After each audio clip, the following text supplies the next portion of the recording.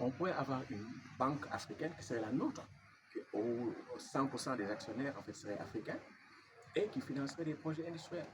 On peut avoir des plans pour avoir l'autosuffisance énergétique et alimentaire. Parce que si vous n'avez pas ces deux piliers, autosuffisance alimentaire et énergétique, vous ne pouvez pas avoir de souveraineté économique monétaire. Parce que quand vous avez un choc extérieur, ça va se transmettre à travers le régime de change, le taux de change qui se déprécie, et vous allez avoir de l'inflation importée. Mais quand vous avez ces deux piliers, si vous avez un choc extérieur, vous pouvez certainement avoir une certaine résilience parce que vous ne dépendez pas des prix extérieurs pour cela. Donc il y a des choses que nous pouvons faire concrètement, mais dire qu'on va aller vers une monnaie unique sans qu'il y ait de volonté politique, ça nous retarde depuis 1983. Et donc moi je propose quelque chose, une voie médiane, en attendant que les peuples et les dirigeants soient prêts pour le terrorisme politique. Mais est-ce que aussi les tensions politiques ou bien les crises que l'on a eu à constater un peu partout dans l'Afrique subsaharienne ne militent pas un peu pour le ralentissement de cette monnaie unique aussi? Oui, d'une certaine manière, on a beaucoup de crises. Mais là, c'est-à-dire que Cheikh Andelo disait que la sécurité précède le développement. La chose la plus importante, c'est de pacifier le continent. Moi, j'ai fait une recherche récente. En Afrique, depuis l'invasion de la Libye par l'OTAN, l'Organisation militaire de l'Atlantique Nord, il y a eu 19 coups d'État militaires réussis en toute l'Afrique. Les 15 sont intervenus entre les pays du Sahel et l'Afrique du Nord. Donc ça veut dire que si vous n'avez pas la sécurité, vous n'avez pas de stabilité économique, vous n'avez pas de développement. Donc ça c'est aussi important qu'un souveraineté monétaire. Sinon, plus important c'est la base. Mais quand vous êtes dans ce contexte de crise, comme avec les pays de l'Est, les pays de l'Est ne vont pas joindre la CEDEAO. Alors que les pays de l'AES, moi je ne défendrai pas une monnaie nationale pour les pays de l'AES. Je ne défendrai pas. Parce que c'est des pays qui doivent émerger d'une situation très difficile. Donc ces pays devraient se mettre ensemble. Mais dans le cas du Sénégal, je défendrai une monnaie nationale parce que le Sénégal peut avoir une monnaie nationale. Et quelles sont ces conditions pour arriver à une monnaie nationale? En fait, il n'y a pas une condition. Tous les pays du monde ont leur propre monnaie nationale, sauf les pays CFA, les pays de la zone euro. C'est ce que j'ai montré. Donc la norme, c'est d'avoir une monnaie nationale. Nous, le CFA nous handicape parce que nous n'avons pas les contrôles sur les taux d'intérêt, nous n'avons pas les contrôles sur le taux de change, nous n'avons pas le contrôle sur le volume de financement. Face aux caméras. Et donc, d'une certaine manière, hier, la stratégie de développement a été annoncée, mais l'État n'a pas les instruments de sa politique. Parce qu'un État doit pouvoir avoir une certaine indépendance financière. Et c'est ça, c'est le rôle que joue la Banque centrale. Mais nous n'avons pas une banque centrale de développement. Elle n'est pas au service des États, elle n'est pas au service du développement. Donc la question finalement, que ce soit une monnaie nationale ou une monnaie unique, la question c'est quel est le rôle que cet instrument qui est la monnaie doit servir. Et dans tous nos pays, ce n'est pas seulement les pays CFA, la monnaie est au service d'intérêts privés et autres, pas au service de l'économie et de la population. Donc c'est fondamentalement la question qu'on a se poser. Quel est le rôle qu'on va faire jouer à la monnaie? Dans le cadre de quel projet économique, quel projet social? Mais pour l'instant, dans le cas des pays CFA, nous on a dit qu'on a une monnaie pour la métropole et les intérêts étrangers. Dans des pays comme l'Afrique du Sud, nous avons une monnaie pour le 1% le plus riche. Donc chaque pays fait ses choix. Mais en Afrique, dans tous les pays, la monnaie n'a pas été utilisée pour le bien-être économique. Alors, la question que j'aimerais poser, c'est celle-ci. Quel processus on devrait utiliser pour véritablement qu'on ait une monnaie unique, mais notre propre monnaie? Avoir une monnaie unique? Voilà. Monnaie unique? Monnaie unique. Pour l'Afrique de l'Ouest? Voilà, c'est ça. Oui, mais ça, on en a parlé. C'est une question de volonté politique. Le professeur Ababakar Sédidien l'a expliqué.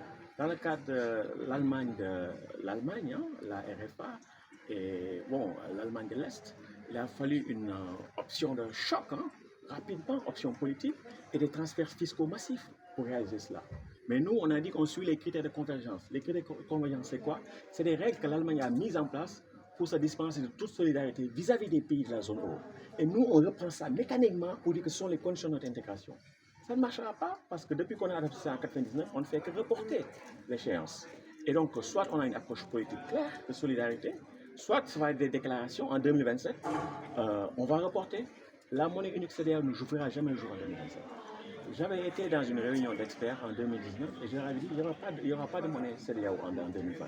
Maintenant, qu'est-ce qu'on fait en attendant? On m'a dit que ce n'est pas la question du jour. Et donc ça va se reporter, ça va revenir. Mais en attendant, il y a des choses qu'on peut faire. On peut limiter les coûts de transaction en Union africaine de paiement. On peut avoir des stratégies industrielles au niveau régional. On peut avoir un fonds monétaire africain. Et le jour où les peuples seront prêts, ils vont pousser leurs dirigeants à aller vers le fédéralisme politique.